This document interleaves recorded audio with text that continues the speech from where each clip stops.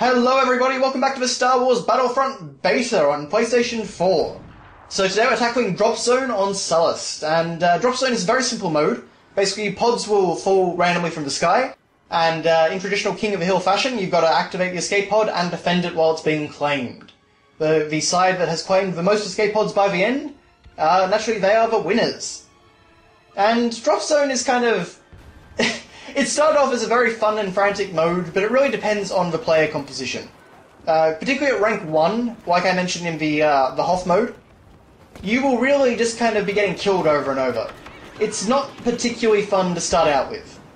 And I found that to be a bit of a shame. Now, I had some really, really fun matches on Drop Zone, and I had some really abysmally boring ones. And it really just depended, you know, how good the opposing team was, what rank I was, whether I had a few toys to play with, and of course, where the pods fell. Because the pods, you see, are completely random. They actually don't have any set pattern of where they fall. And, you know, on the one hand, this is good because no one can predict, but on the other hand, well, you know, they can land in some less than interesting spots. Like, there are some spots where you've kind of got enemies coming from all sides, and you've got everyone working together, and, like, you're holding off all the paths. It's kind of like 300, which is a lot of fun. And then other times, you just kind of, you know, the pod lands, you get to it, you capture it, and that's about it. There's nothing super interesting about it, so it really just depends there. Now, I will say the Cycler Rifle, which is your sniper, which you can activate by pressing L1 if you have it equipped as a star card, that is actually a very useful ability in this map, because there's a lot of opportunities to snipe people from far away. There's a lot of rock formations to protect you, so it's kind of a... You know, in terms of just like straight one-on-one combat, this can actually be a really fun map. The problem I find with Sullust, though, is that, you know, I would have played about 10 or 12 matches on Sullust because I was trying to grind up my rank. And the problem is that Sullust gets boring really, really fast. Because I think it's really... I don't know if it's Drop Zone or if it's actually the map itself, but Sullust in itself... You know, as you can see, it's a very grey map. It looks really cool at first, but then everything kind of still looks very samey. Now, actually, you'll notice those holes in the ground. They have like a sort of boiling tar or mud or something. And I found in my... I think it was my first match, in fact. I actually fell into one of those holes. And, yeah, I actually couldn't get out. There's a hole on this map that, as far as I can tell, you cannot escape from. Which was very, very annoying. Because the boiling tar saps your health, so all you've got to do is basically stand there and die. So Sullust is an interesting map when you sort of have this verticality. Someone has the high ground and you have the low ground, or vice versa. And, you know, that's kind of a really interesting thing about the map from a level design perspective. But just aesthetically, I kind of don't feel it's that interesting. Now, you know, much has been made about Sullust's inclusion in this game because, you know, DICE have been saying, oh, it's the first time that we've seen Sullust and all that. It's this big important planet for the Empire and whatnot. It's basically where they make all their ships.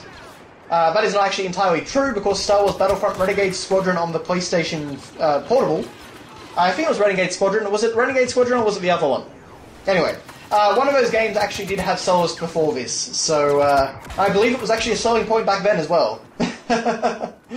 So just one of those little interesting things, but this really has the same problem I was talking about with Hoth.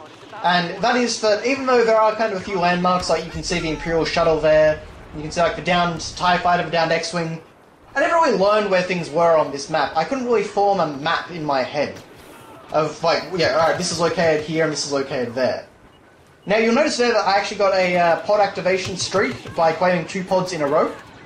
And this game actually has a variety of kind of...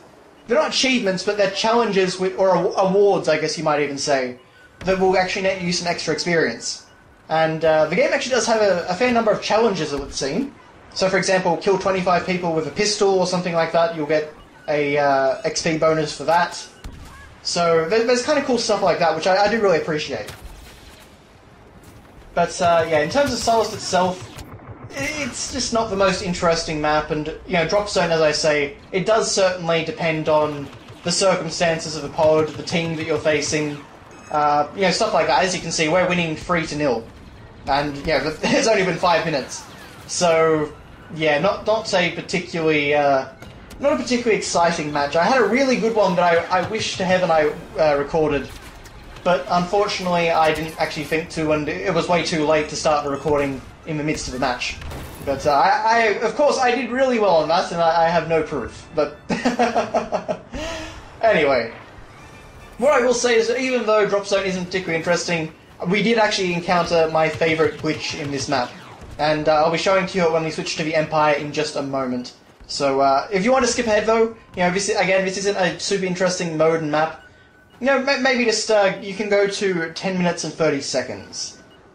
But yeah, so we're just going to defend the pod. As I say, there's really not much resistance if you're not fighting a good team or if the pod is in an easily defendable location. So yeah, it really just depends. And that's really the whole randomness element that I'm not sure about with this game. Now, you may have noticed here, there are no vehicles. You might have seen vehicles flying overhead. You can't actually get in those vehicles, though. It's all for show. Which is a little bit disappointing in some ways, I guess, but it would have kind of been nice to be able to do bombing runs on enemy locations and stuff like that, but I guess you wouldn't have had a ton to do, and in the end, the focus is on capturing the pods. But anyway, so not a terrible thing, but in some ways, I actually do wish heroes were involved, though. Maybe not Luke and Darth Vader, but maybe Han Solo and Boba Fett or something like that. I think that would actually be really cool if you had to actually take a pod from a hero, and the team had to kind of coordinate and take him down as quickly as possible. Because the hero actually wouldn't be able to move that fast. They'd have to kind of stay back and defend the pod. But at the same time, they are very powerful and they can defend very well. So, I think that would be an interesting dichotomy. But you can see that I've actually had a thermal imploder grenade for a while, and I haven't used it yet. Oh, but I did get a special award! Oh! I love the reaction that he had there. But, yeah, I got a special reward for capturing 5... my team anyway, got 5 drop pods in a row, so that was a complete curb stop. Okay, so now we are a Stormtrooper, and now we are back in first-person mode. Because this is actually before I permanently switched over to third person. When I first started playing the game, I felt like the game was probably best in first person, because I really felt like the game had been made for it, and I still kind of do feel that way. But at the same time, the extra spatial awareness that you get in third person mode is great, and it's kind of I don't know what you'd say. It feels a bit more like Battlefront when you are in third person. Even though, as I said in the Hoth video, this is absolutely not a Battlefront game, do not be under any illusion of that. This is, third person in this game is about as close as you're going to get. So, I took it. Oh man, not doing too well here though, am I? So this can actually be a really cool spot where the pod is now. Because you've got all these different paths from every different angle surrounding you, so enemies can flank you, they can, just do a massive charge down the mountain and try and take you out. It can be a really cool spot. So I do definitely like this location, if the pod happens to randomly land there. So you can see some nice effects there with the mud on the, or leaving footprints in the mud and stuff like that. The game does look a little bit different in first person, which is, to naturally be expected, but no matter what, of course, just from a graphical level, the game looks fantastic. The only thing I will say about the game's visuals, though, that I'm not sure about yet, is I don't think the artistry is that amazing. And what do I mean by artistry? Well, I just kind of mean like I don't know, I guess everything looks natural, but it doesn't necessarily look... it doesn't necessarily look designed and interesting, is I guess the best way to put it. I'll talk about this more actually on the Tatooine survival map, but it just kind of feels a bit flat compared to like a scene you would actually see in the Star Wars movie. I mean, overhead it looks amazing. When you're actually just kind of looking at something from afar and watching things go on, watching laser bolts fly, it looks cool. But just in terms of the actual maps and the artistry of them, yeah, I don't know, there's something a little bit off there to me. Alright. So, naturally, as you can see, we are massively losing this time. Hopefully, maybe we can capture this pod, although, 50 seconds to go. Probably not going to be capturing 2 more pods.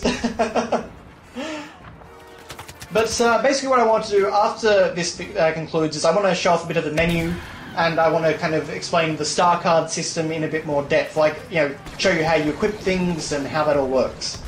So, but yes, we're coming up to my favourite moment now. Oh hey, look, a melee attack actually worked well. That's good. Melee attacks are definitely a bit fiddly in this game.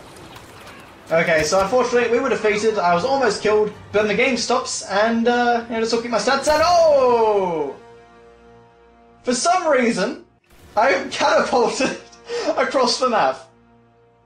That was one of my earliest matches in the game, and yeah, beautiful. Okay, so you can go into collection, you know, you've got play and collect. So if we go into collect, we can go blasters. You know, you can. This is basically where you can buy blasters and you can equip them, and all cool stuff like that. So there's that, and then there are star cards here. So we've got new star card types available. That was because I had ranked up. And you know, you've got your thermal detonator, your psycho rifle, your ion shot, ion grenade, jump pack, your personal shield, and sharpshooter. You've got to be ranked 5 for. And as you can see, some of those items, particularly like the jump pack and the sharpshooter, they are very pricey. So you've got to have a lot of credits to get the good stuff, which naturally makes the game much more of a grindy experience than I would like. But I do really like the star card system in general, though. I like having kind of this, you know, easily accessible loadout that's mapped to R1 and L1. And, you know, it seems like there's a lot of cool things you can get here. But, yeah, a lot of credits for that jump back. Then I can go to my card hand, and I can go and replace either the psycho rifle or the thermal detonator with my new jump pack. And I decided to replace the thermal detonator in the end. Or at least I thought I did. Yep, I do. So yeah, that just kind of gives you a little bit of an idea of the star card system. You can see there's actually appearance over there, but we can't customize it in the beta. Interestingly enough, you can actually be a female stormtrooper in this game, which I don't know how canonical that is, but it's cool nonetheless. And you may have noticed that I was actually moving that TIE fighter in the background with the right analog stick, so that's kind of cool. Okay, so then you can look at all the controller layouts and all that for the vehicles and the air vehicles and the soldier control.